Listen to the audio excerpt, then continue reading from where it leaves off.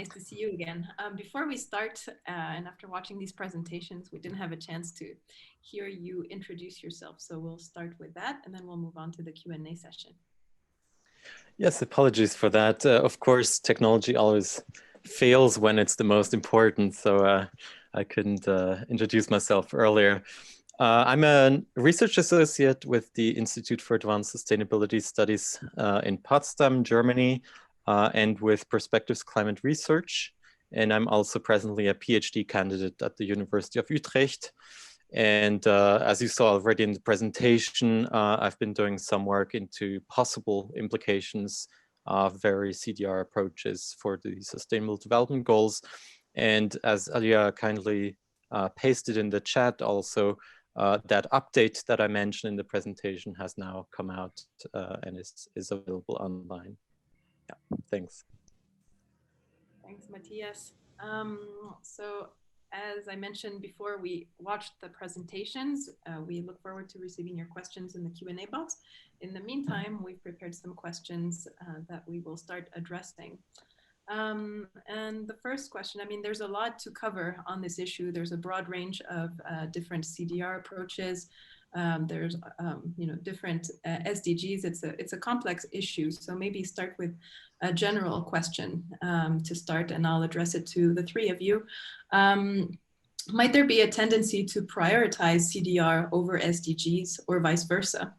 Could there be any danger of the SDGs being sacrificed at the expense of CDR? Who would like to start?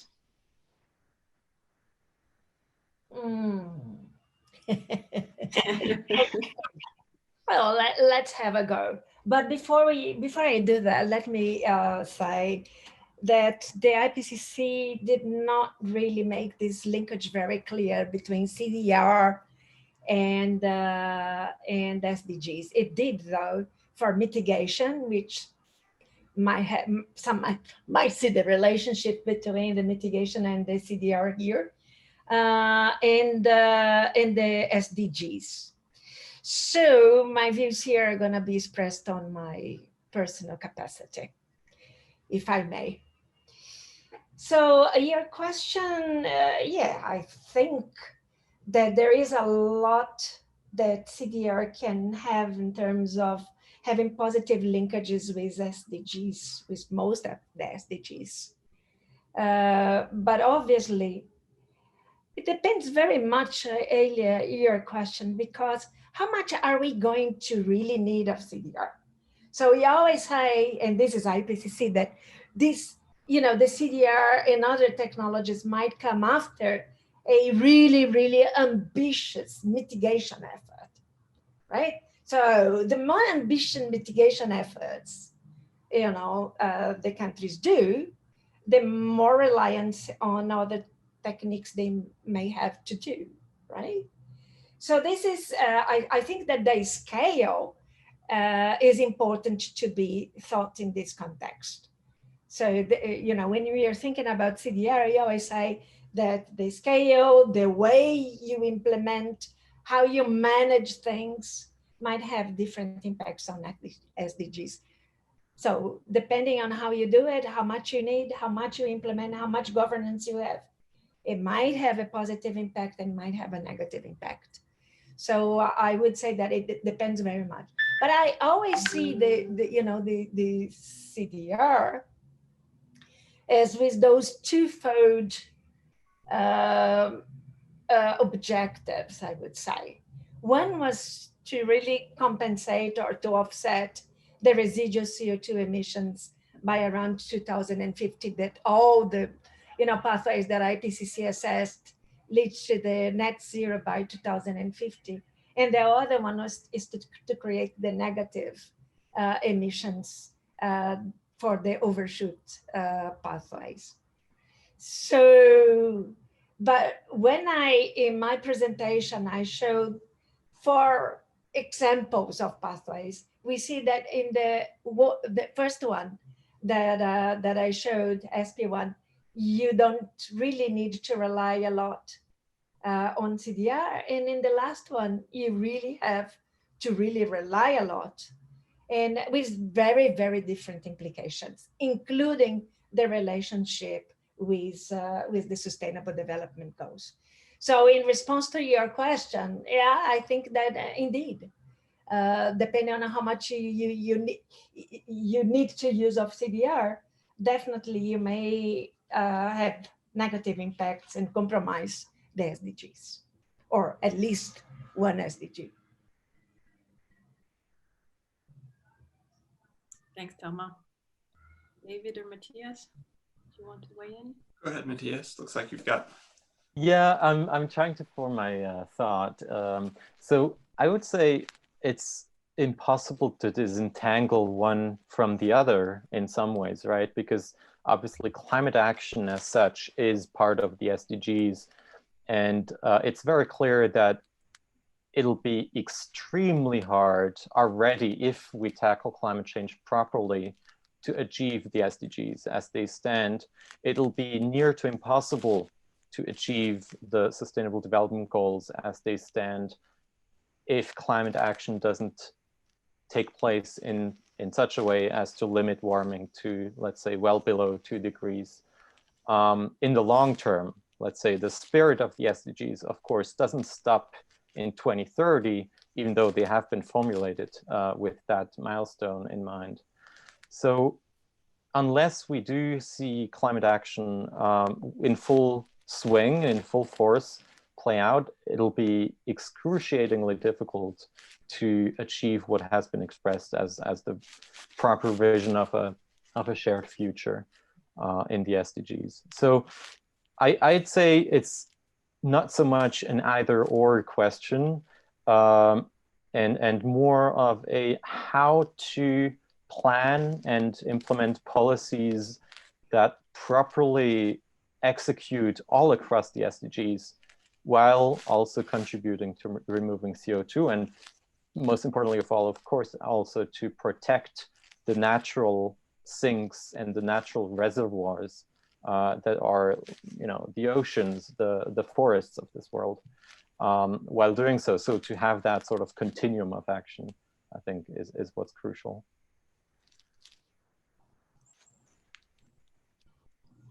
Do you want to weigh in, or should we move on to the next question? No, I agree with all that. I think they covered it. That was great. So there's obviously all kinds of different approaches. Just wondering if there's maybe one approach that that you think might be maximizing the positive impacts and minimizing the negative trade-offs with the SDGs. Is there anything that comes to mind? What is your view on this?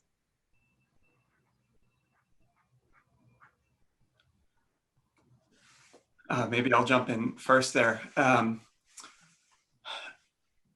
think it's a mistake to try to find one approach that is the best one, right? For a number of different reasons. I think what we're going to need is a basket of approaches, right? A portfolio of approaches, it's sometimes said, and that basket's going to look different in different places.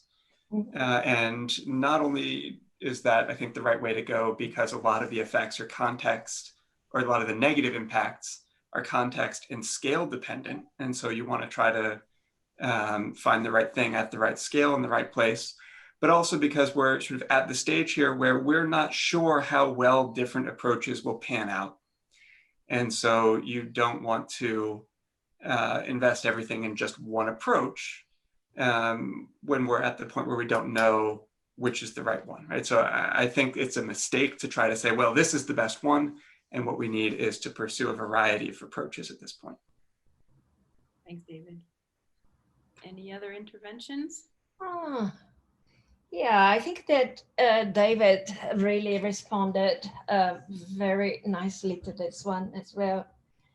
And but how do I say, I really see, and I would like to reinforce the issue of there is not a single package that is gonna work everywhere. So I do see countries themselves trying to identify their potential. And why do I say that? Since I'm doing this in my personal capacity, I could say that, for instance, Brazil does a lot of bioenergy production for many, many years. So it has a really mature technology for this. But I do go to the point of sustainably producing it in scale. So I keep on saying, internally, that we need to carry out this exercise. How much could eventually countries produce in a sustainable way without compromising many things? Like many say that depending on how you do bioenergy, it might have negative impacts on soil. It might require lots of water. So how can you do this in a way that you secure, that you are not displacing people from their land, indigenous peoples? So there are so many issues that need to be taken into account. But I would say that these exercises should be carried out regionally and identifying really where regionally we could contribute the most. And so we know also that some of the CDR options are not going to be successful in some places of the planet. For instance, the most known one, I would say, is afforestation and reforestation in boreal regions, which might not work. It might make matters even worse if it's done in scale. So identifying the portfolios and prioritizing, the actions and looking at the potential implications for sustainability, which was so well put forward in the presentation from Matthias. I think that is really, really important. Then what I see is not only governments doing this. Now we are talking about inclusiveness, and that's where governance comes into play. So you need to discuss this with this, civil society, with, well, obviously the private sector is going to have a huge go into this, so governments at all levels. So I would stress the need of governance, domestic. International is something else that we might need to touch. But how can this be discussed in an inclusive manner that helps the implementation if necessary and when necessary? So I think these are important issues. And in addition to that, obviously the policy decisions need to be taken carefully and also in an inclusive way. So I think that these are some elements that I would say, there's a lot of potential there, but there is a lot to be thought of. So to minimize the potential negative impacts and work out with the synergies, in particular with the SDGs. Thanks, Thelma. Yeah, if I may, I'd like to add on to what has been said. David and Thelma, I think, both made the point very clear that it's not up to let's say some experts at the global level to say we like this approach better than that approach over there. But I'd like to pin this on the concept of the nationally determined contributions, which if you haven't heard the term, the NDCs, as they are abbreviated, refer to each party's contribution to the global mitigation efforts under the Paris Agreement. And as such, they are a step further in an evolution of policy communication tools, let's say, that were employed under the UN Framework Convention on Climate Change. And a previous element was, and I think that's even more apt to describe this thought, the sectoral policies that would be planned previously before the Paris Agreement came onto the global agenda. They were called the nationally appropriate mitigation actions, so-called NAMAs. And you have the word nationally appropriate or the phrase in there. And I think to me that's really capturing this notion. This has to come out of every country's specific context, and every country will know best what their capacities are to undertake one form of carbon removal or another. You know, for instance, Bhutan has already a net negative national greenhouse gas balance thanks to large forest cover. Other countries have, you know, very capable industries that might be able to switch to carbon removal processes through technical approaches. And so it's really up to each and every country to start exploring these options, in my view. And the third piece that I would bring up here is the Paris Agreement also calls on parties to put forward comprehensive mitigation actions, and to, you know, we've seen some scattered elements in many NDCs. I think there's a big potential there still to improve on the NDCs, on these contributions, and to gradually become more comprehensive and to span not only all greenhouse gases that are covered by the UN Framework Convention on Climate Change, but also all industry sectors, all sectors of you know, human activity, so to speak, and to include not only you know, proposals to reduce emissions, but also to remove CO2 already in the atmosphere. So I would say that comprehensiveness urges parties to really think through what are those options that they haven't yet maybe explored. Thanks, Matthias. And yes, I think that's a very important point that you stress. And it kind of goes back to the point that Thelma was making about inclusiveness.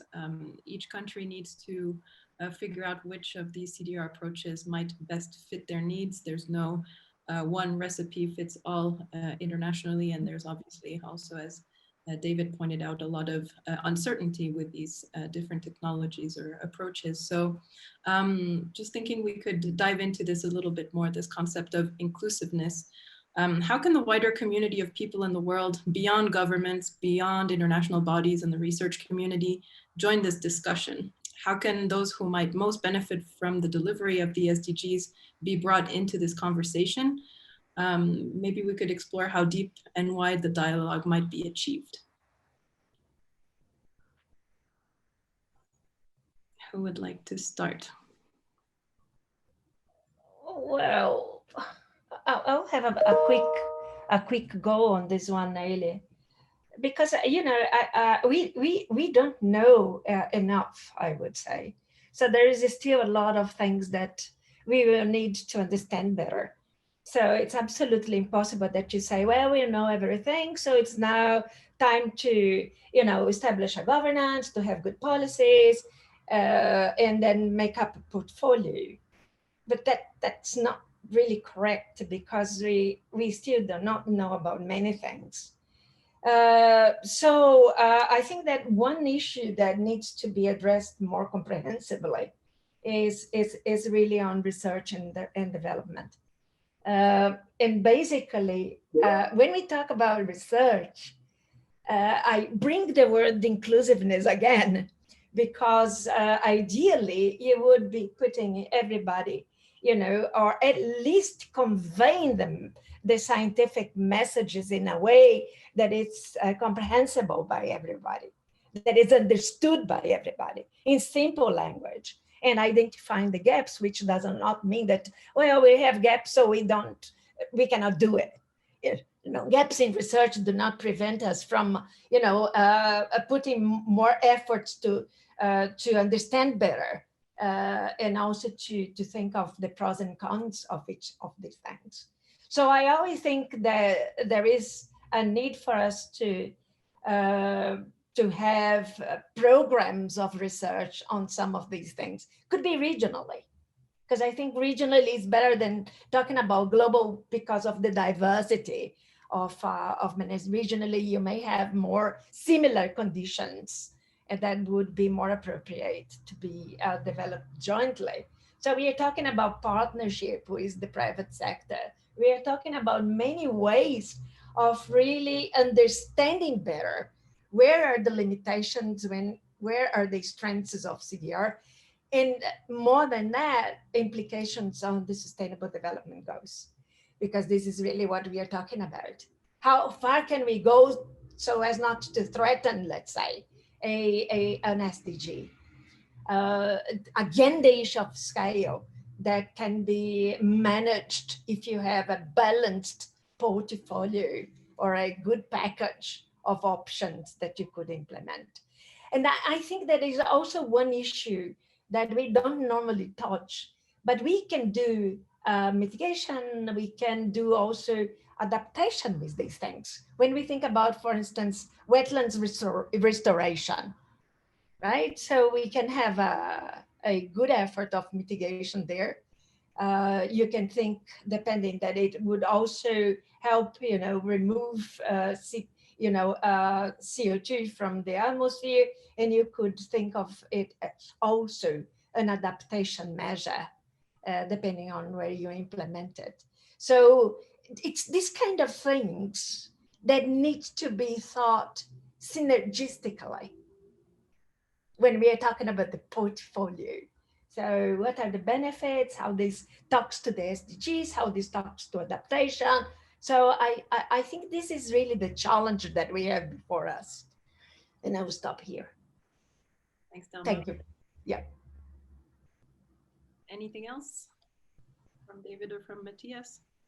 I've just add very quickly that I think in addition to those things, a useful step is doing public deliberation, public engagement at the project level, right? So as a particular project is being developed, right, that's going to happen in a particular place that has its own needs and challenges and opportunities, and engaging with the people who would be impacted by that particular project offers it a way to sort of make these issues more concrete.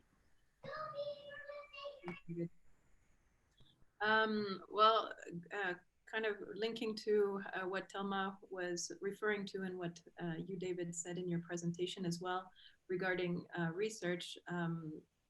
We do need to be very clear on the implications, the risks and the benefits of the many CDR approaches.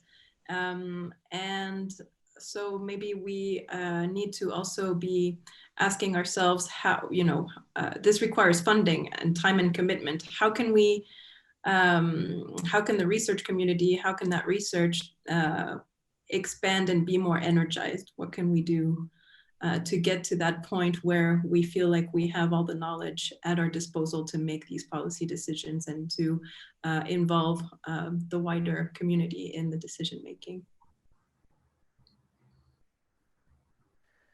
Matthias? Yeah, I can give this a go. So the big challenge is obviously, as we've alluded to, these different approaches are vastly different regarding their maturity, regarding their level of development. Some are already operating at pilot plant scale. And certainly we've been planting trees for a very long time. Others are only being developed and, as a technology with very high cost at very small scale. So as scale might grow, costs might come down. So these different technologies also then require different types of research funding or development funding. And I think the challenge is to find the right tools for every job that's in that spectrum. So within the European Union, there's already the Innovation Fund, which targets certain types of pilot activities. But there's what's currently lacking, and there's been a great paper coming out just recently by our colleagues in Sweden. Maybe we can link the paper in some way later, that talks of the demand pull that's missing. And that's kind of what I alluded to as the need for countries to start deciding on and committing to certain types of CDR activities, which then automatically creates a demand for those activities and a promise for medium-term support, which will then also, for the private sector, make it clear that if they dispense today some amounts of research and development funding, that won't be lost in the future, but it will actually be put to work and basically create a sustainable, financially sustainable business case. So I think we're looking at that spectrum that's making it very hard. Thanks, Matthias. Any other interventions from Thelma or David? We have 5 minutes left before the end of the session. Okay, so maybe to wrap things up, I would ask you to each say a few words of what your key messages for this topic is, are the takeaways for our viewers today. Can we start with you, David? Sure, I guess I would reiterate that the relationship between carbon removal and the SDGs is complicated. It depends on exactly what approach to carbon removal you're talking about and the context and the governance, and that developing the right basket of approaches for the right place involves drilling down into all that complexity and recognizing that different things will work better in some places than in others. Thank you, David. Who wants to go next? I can go next, Alien. Well, my brief message would be, so if we think of CDR as a portfolio of options, let's say, to remove CO2 from the atmosphere, the best scenario would not to have these CO2 emissions in the atmosphere. So I still strengthen the issue of really ambitious mitigation efforts, a really big issue on pursuing the best scenario that I put forward in SP1, that was one of the pathways assessed by the IPCC, rapid decarbonization, without putting in at stake development. How can we do this? But it's doable. We are not thinking very seriously about the need for the big transformation, societal transformation that is required if you want to address the issue of climate change. So anyway, my message would be, let's try our best not to have to remove CO2 from the atmosphere, or even go to other technologies that might be even more scientifically big question mark, because we don't know yet the potential implications of other technologies or options that we may have to use in case we just decide, keep business as it is now. Business as usual. Thank you, Thelma. Matthias, you have the last word. Yeah. Well, I would say as my last point, I think we have to go extremely fast and extremely far in terms of mitigating climate change overall. And I think, as I think David pointed out, also we should look at this as a sort of a portfolio challenge, whereby we pursue many highly uncertain options, we being basically, again, every country on this planet who's tasked with mitigating climate change. And in doing so, start as early as possible so that we can be having an inclusive conversation along the way, where if we start later, basically we're forced to do things that we might not have liked to do, or in the absence of democratic processes. So we need to start as early as possible, and we need to approach this with an open mind and careful, inclusive decision-making. Thank you, Matthias. Yes, absolutely echo your message of urgency. We do need to start really seriously increasing ambition and making sure that we have as little emissions left to have to be concerned about which of these approaches to be used. Well, we thank you very much for your time. We have included some links to some of the different papers that we've mentioned. I don't think we mentioned David's paper with our colleague, Michael Thompson. Very interesting, kind of clarifying the relationship between carbon removal and carbon capture, utilization, or storage. So the links are there in the chat for you to click on and to explore and read. Thank you for joining us today. Thank you very much, Thelma, David, and Matthias. It was a pleasure having you. with us today again, and we look forward to seeing you in our upcoming events. You can check our website, c2g2.net/c2GLearn for more information on the upcoming events. Thank you. Have a nice day, everyone.